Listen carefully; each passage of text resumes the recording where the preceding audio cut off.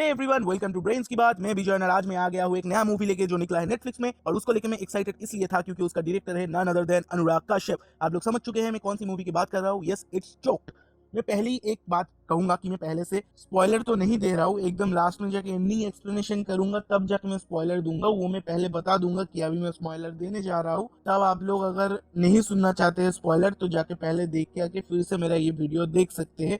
और आपको पूरा सुनना है तो भी सुन सकते हैं। लेकिन पहले मैं एक चीज मैं बोल रहा हूँ जो सुन के शायद पता नहीं आप लोगों का रिएक्शन होगा, लेकिन मैं ये कहना चाहता हूँ, नेटफ्लिक्स प्लीज स्टॉप डिसअपॉइंटिंग अस। बहुत डिसअपॉइंट कर रहे हैं भाई आप लोग। मतलब एक के बाद एक निकल रहा है। बेताल भी अच्छा नहीं हुआ। अनुराग कश्यप जैसे डायरेक्टर से ऐसा मूवी एक्सपेक्ट नहीं किया था। तो बेसिकली शुरू करते हैं। डायरेक्टर है अनुराग कश्यप, जो राइटिंग क्रेडिट्स है वो है नितिन भावे का, मेन कैरेक्टर है संयमी खेर का, और उसके साथ उसका पति है रोशन मैथ्यूज। इसके सिवा भी राजश्री देशपांडे, अमृता सुभाष, तुषार डालवी, आदित्य कुमार, उपेंद्र लिमाये, संजय भाटिया, उदय नेने एंड मिलिंद पाठक, ये सब बहुत सारे एक्टर्स लोग हैं। अभी डायरेक्शन से पहले मैं कहूंगा कि कहानी में दम नहीं है। जैसे नेटफ्लिक्स इंडिया हमें डिसअपॉइंट करते आ रहा है, वैसे मैं कहूंगा इसमें भी कहानी में दम नहीं है। पता नहीं अनुराग कश्यप जैसे डायरेक्टर इसको क्यों डायरेक्ट करने का फैसला लिया।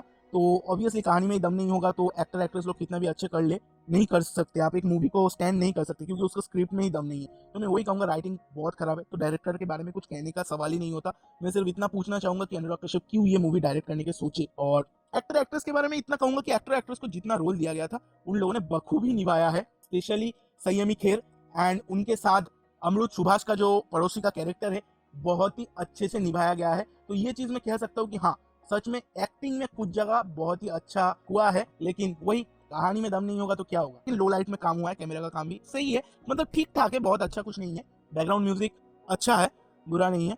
तो अभी मैं लास्ट में फिर भी जो एक एंडिंग एक्सप्लेनेशन दे सकते हैं तो वो मैं आपके साथ डिस्क्राइब करूंगा। लेकिन अभी से शुरू हो जाता है स्पॉइलर अलर्ट, क्योंकि उसे मैं एक्सप्लेन करने जाऊंगा तो शायद आपको स्पॉयलर्स मिल जाएंगे। तो इसलिए अगर आपको स्पॉयलर्स नहीं चाहिए पहले जाके देख के आ सकते हैं। अभी शुरू करते हैं कि एंडिंग एक्सप्लेनेशन। कहानी में थोड़ा 2-4 लाइन में बयां कर देता हूँ। जैसे हम लोग देखे थे ट्रेलर में कि संयमी खेर एक बैंक में काम करता है और उसके बिल्डिंग में कोई रहता है जो बहुत ब्लैक मनी है, और वो पैसे को रोल करके प्लास्टिक बैग में डाल के बेसिन का जो वेस्टेज लाइन होता है उधर डालते जाता है। क्या होता है, पूरा लाइन उसकी वजह से चोक हो जाता है। बेसिकली वो ब्लैक मनी छुपा रहा होता है, और ये लाइन चोक हो जाने की वजह से बेसिन का नीचे का जो डक का पाइप होता है उधर से गंदा पानी के साथ वो पैसा आना शुरू होता है, और वो मिलता है संयमी खेर को। तो वो तो बहुत ही एक मीडियोकर जिंदगी जी रहे थे, तो वो बहुत खुश हो जाता है, बहुत सारा चीज खरीदना शुरू करते हैं। ऐसे जिंदगी जा रहा था। डिमोनेटाइजेशन को भी दिखाया गया है कि मतलब पुराने नोट्स पहले मिल रहे थे संयमी खेर को, और पुराने नोट्स बंद हो जाने की वजह से वो बैंक से थोड़ा चेंज वेंज कर लेते हैं, लेकिन फिर उन्हें नया नोट भी मिलना शुरू हो जाता है। मतलब इससे हमें समझ लो आ जाता है कि ब्लैक मनी जिसके पास है उसके पास नया नोट भी ब्लैक मनी ऐसे रह सकते हैं। जैसे कि आरबीआई ने भी बताया है कि डिमोनेटाइजेशन से कोई भी ब्लैक मनी पकड़ा ही नहीं गया। वही चीज भी थोड़ा दिखाने की कोशिश किया गया है। तो अल्टीमेटली जब उनके पास बहुत सारा 2000 नोट की गद्दी होता है वो लेके जाते हैं बैंक में एक दिन, और उसी दिन बैंक में रॉबरी हो जाता है और वो पैसा बैंक रॉबर्स ले लेते हैं। फिर जब बैंक रॉबर्स पकड़े जाते हैं तब इनकम टैक्स डिपार्टमेंट सब पैसा देखते हैं तो देखते हैं कि बैंक में जो पैसा आया था उसके सिवा भी कुछ ऐसे 2000 के बंडल मिले हैं जिसमें दूसरे किसी सिटी में गया था वो नोट, लेकिन दूसरे ब्रांच में गया था, लेकिन वो इस बैंक में मिले हैं। तो फिर उसका जब इन्वेस्टिगेशन होता है तब पता चलता है जाके कि कुछ ब्लैक मनी का चक्कर है, और वो लोग फिर संयम खेर के पास आते हैं और संयम खेर घबरा जाते हैं।